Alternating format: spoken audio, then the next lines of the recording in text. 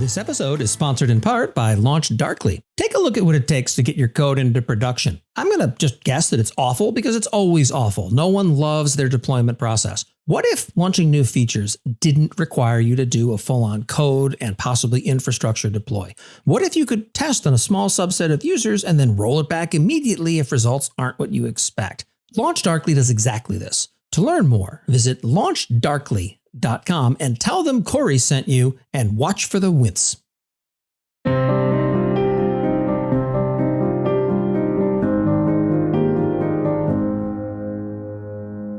Today, on a very special episode of AWS Morning Brief, Fridays from the Field, we say our goodbyes to Pete Cheslock. Oh no, did the ops bus finally get him? Wait, what? No, he's the not. ops bus, the one that takes out all of the ops people, which is why you need danger recovery plans. I mean, I have plans for other reasons, but no, Pete's not dead. He's dead to me, but he's just not going to be here anymore. Only on the inside.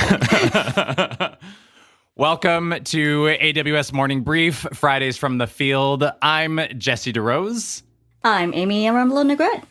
I am Pete Cheslock. I'm here for one last beautiful, glorious time. I feel like this is going to be like Breakfast Club, but in the data center server room. Yeah, a little bit. I think so. You will all sit cross-legged on the floor in a circle, share our thoughts and feelings, and maybe some sushi. There was sushi in that Ooh. Movie, and that was like really advanced back then in the 80s. Yeah, I like that. So, Pete, you want to give us a little bit of background about why you will be moving on from this podcast? Moving on to a whole new world. Yes, sadly, I am not dead. The ops bus did not get me, and I was not eaten by my meat smoker.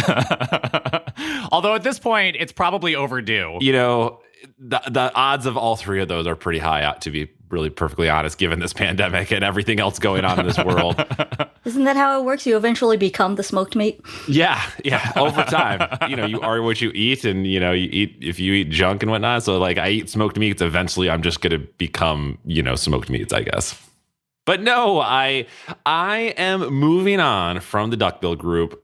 Just bittersweet is the best word I can come up with. Very sad, but also very excited. Moving on to a new role at a new company that, was just kind of an opportunity that I couldn't pass up. And I'm really excited for something new, but really sad because I don't get to work with two of my three favorite cloud economists, Jesse and Amy. Yeah, Corey is one too. And yes, it's fun to work with him, but it's also fun to rag on him a little bit as well. I'm pretty sure you still have the opportunity to rag on him no matter where you go. Yeah, that's true. I mean, we're Twitter connected, so I can just slide into his DMs as needed. Yeah. And really, what else is Twitter for? Exactly. Then roasting former coworkers and bosses. Yeah, I expect a constant stream of Twitter DMs every time you find something, some little fun nugget that I've left behind. I feel like that's appropriate. So today, Pete, I have two questions for you. Now that you will be moving on from Duckbill Group, moving on from this podcast, I want to know, looking back at your time here working with Duckbill Group, what did you learn? Like, what are the things that surprised you that you didn't expect? And what would you say to somebody who wanted to start working in this space, maybe start a career in cloud economics on their own? Yeah, so this kind of feels like an exit interview a little bit. And a very public exit interview at that. So make sure that we bleep all the swear words. I think it's in Duckbill fashion to do a very public-facing exit interview, right? Like that is Duckbill in a nutshell. I think the only thing more public is if Corey asks you to hold the exit interview on Twitter. Exactly. I mean, we might have to do that now. I like that idea. Yeah, so I think those are great questions. And I loved the opportunity to talk about it because, Duckbill is a fantastic company. And coming into Duckbill last year was totally by luck. Not really, not luck is maybe not the right word, but I had been doing some consulting on my own, and the pandemic and some, other forces caused a bunch of my consulting work to dry up really quickly. And I was sitting at home and I'm like, wow, I probably should get a real job. And I saw a tweet from Mike on Twitter that was like, oh, we're growing the Duckbill group. And Mike and Corey and I have known each other for such a long time. We've always said it'd be great to work together at some point in the future, but it's so hard to do, to kind of work with your friends and timing and circumstance and schedule and everything else. And so when I saw that, I was like, wow, like that might be a lot of fun working with that crew. And, I've got a lot of experience in AWS, and I've, my title at one of my previous companies was Captain Cogs for cost of goods sold because I was so diligent with the Amazon bill. So, it's kind of one of those things where, I felt like I could be useful and helpful to the organization. And talking with Mike and Corey, it just made a ton of sense. And so it was a lot of fun to come on board. So, but then once you're kind of in and you start doing this type of work, and, Amy and Jesse, you've both experienced this. I think no matter how much knowledge you have of Amazon, very, very quickly you realize that you actually don't know as much as you really think you did, right? Because there's just so much. And it changes once every 5 minutes. Literally, if you just keep an eye on that change log, you can watch your day get ruined as time goes on.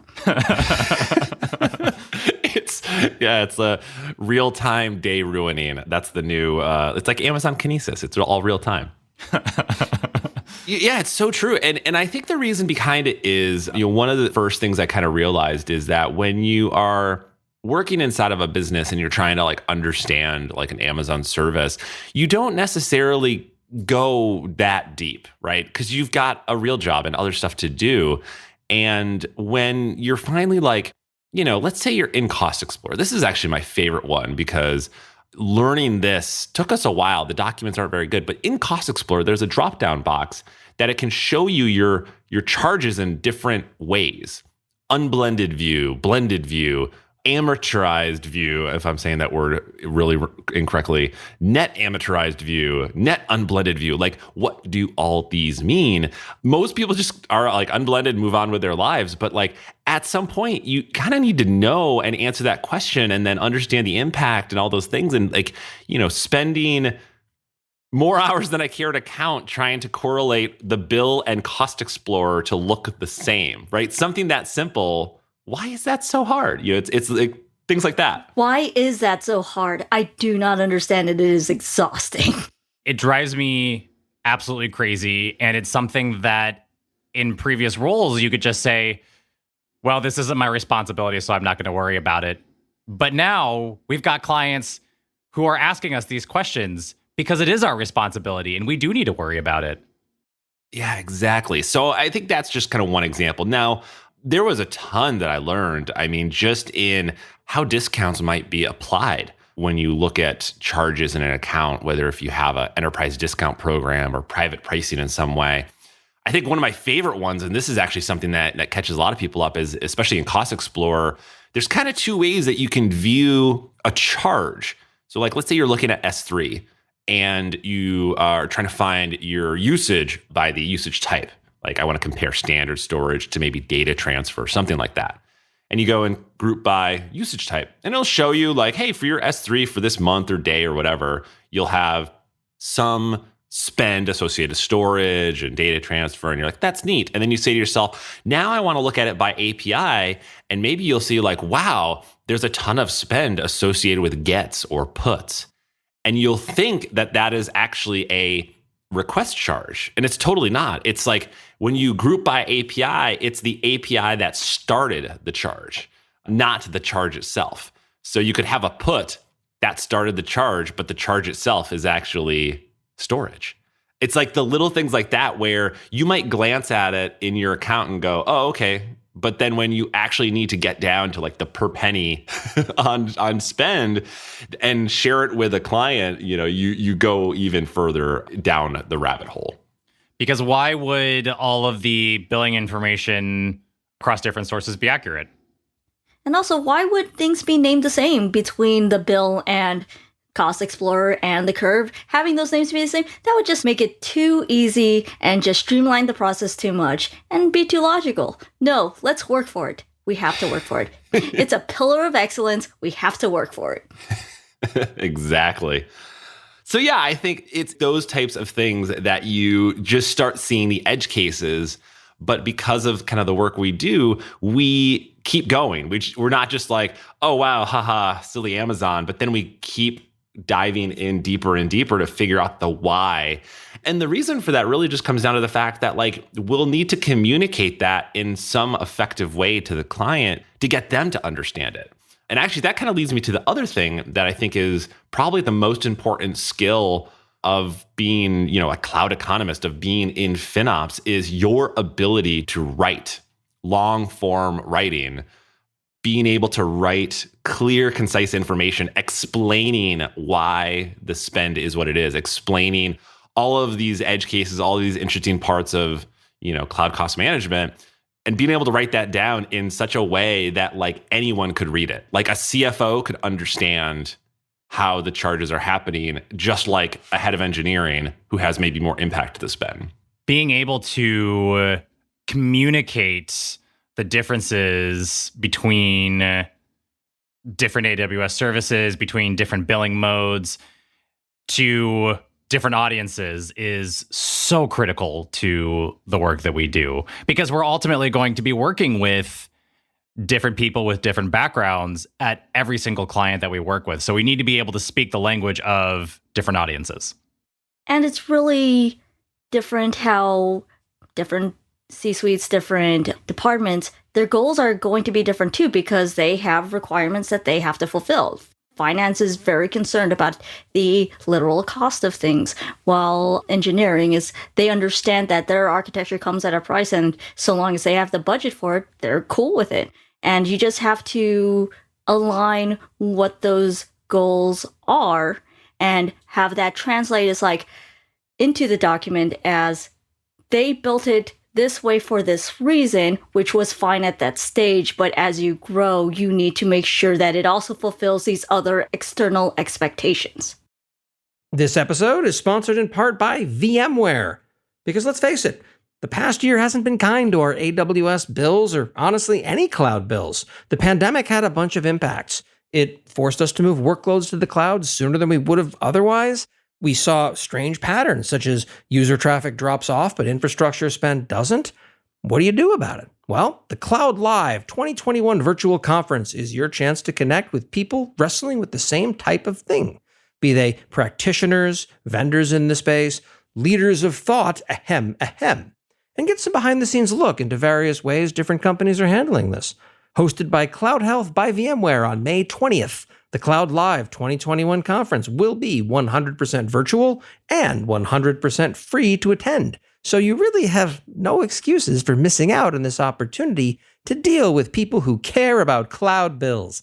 Visit cloudlive.com/Corey to learn more and save your virtual seat today. That's cloudlive.com/Corey, Corey. Drop the E, we're all in trouble. My thanks to VMware for sponsoring this ridiculous episode. Yeah, it's exactly right. I mean, it's just, and can you imagine, you have some knowledge you want to share around something as complex as the Amazon bill. I mean, we ask for a PDF of your bill when you start working with Duckbill Group. That could be hundreds of pages long. And, you're trying to distill that down into something that really anyone can understand. It's a true superpower to be able to write long form content like that really well. And I never used to like writing. I was never really enjoyed it that much. And over the last year, that muscle, right, that you're working out, now the ability to write, many, many pages around this type of content it comes so much more easily.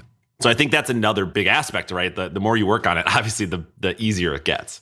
I don't know about you, but now that I have focused more on flexing that writing and communication muscle, I've noticed it more in both everyone that I work with day to day with Duckbill Group, and also, in my daily life, just watching how people communicate with each other and how effectively people communicate with each other. It's both amazing and nerve-wracking all at the same time. I know. And even not to say that like whenever we sit down to write our reports that we give to our clients, we don't go through the wave of emotions between like the back and forth of like, I don't know what to write. And then, oh, I know of a lot of stuff to write. Let me just get something down. And then, you can't stop writing, right? It's this emotional roller coaster that I feel like no matter how many times we need to write a lot of detailed information down, everyone always goes through. And we really do have a highly collaborative process here too, where we're all in the same document writing, and the person who owns any given report will always have the same stage at the end when all of the sections are filled out, where they go to one of the other people on the team and go, every word I've put down is absolute garbage. Please help me, like, trim it down, take it out. I don't even care anymore. Just look at it and tell me that I wrote down words that are in some kind of human language. It's the plight of the writer, right? It's like the imposter syndrome that affects, the writer. It's like, okay, I wrote a bunch of stuff. I think it's terrible. And then like you sleep on it, you come back the next day and you're like, actually, this is pretty good. I explained concepts, it was fine. I didn't use a single comma for 3 pages, but it's probably fine. You can take one of mine. Usually all of my draft documents are commas and em dashes just all over the place. Yeah, so I think that's honestly a big superpower. And I think the last two things this is actually something that I've looked for in people that I've wanted to work with and people I was hiring. And I see it here as well as these kind of two concepts of intellectual curiosity and aptitude to learn, where if you have a base knowledge around Amazon and you have those other attributes, that curiosity and truly enjoying learning, you can accelerate your ability to understand this so incredibly quickly because there's such a wealth of information out there and there's so many documents, there's so much stuff. It just requires someone who really cares enough to dive in and really want to understand. Like that's something that I think we've seen here is that the folks who are most successful are just, they want to know why, and they're not satisfied until they can explain it in a simple way to someone else. That's like the key, right? The attribute of a true expert is someone who can explain something very difficult in a simple way. And I think that's something that would be critical if you were joining Duckbill, if you were building your own FinOps or cloud finance team. It is so complex. It's the intersection of like technical architecture and cost, and it touches almost the entire business, right? So I think those are some other attributes that I think are just incredibly helpful. We're also usually not entirely satisfied until we've either opened a support case with AWS, responded to one of their feedback icons in the AWS documentation, the public AWS documentation, or trolled somebody on Twitter saying, shame on you, AWS, for writing documentation that doesn't make sense. It'll be fine. Someone in your mentions will go, did you check the region? And you would have, and it'll still be wrong. It'll be fine. And eventually we'll fix it. That one too soon. That one still hurts when I'm just like, why do the numbers not line up? And then someone was like, it's always the first thing I check for. Even is like, it's a global resource. I don't care. Just tell me it's fine. Are you in the right region? Like, damn it. No, I'm not. Oh. Yeah, it happens to the best of us. I did, unfortunately, burn so many hours, I think it was last week, trying to find out where someone had put the resources. It's like, oh, not US West 2, it's US West 1. Oh, of course. So annoying. Well, I would just like to say, Pete, it has been a joy and a pleasure working with you. It's been a joy and a pleasure complaining about AWS with you on this podcast.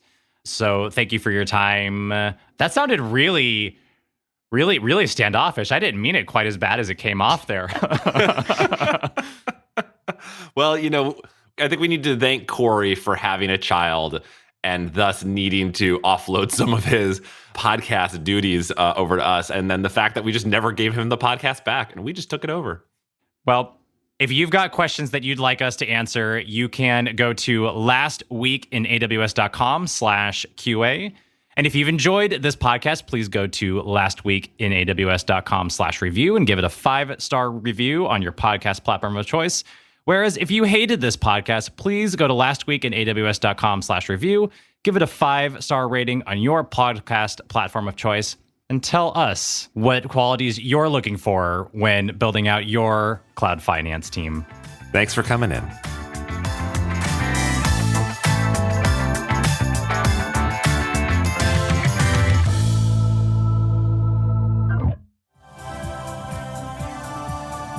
This has been a Humble Pod production. Stay humble.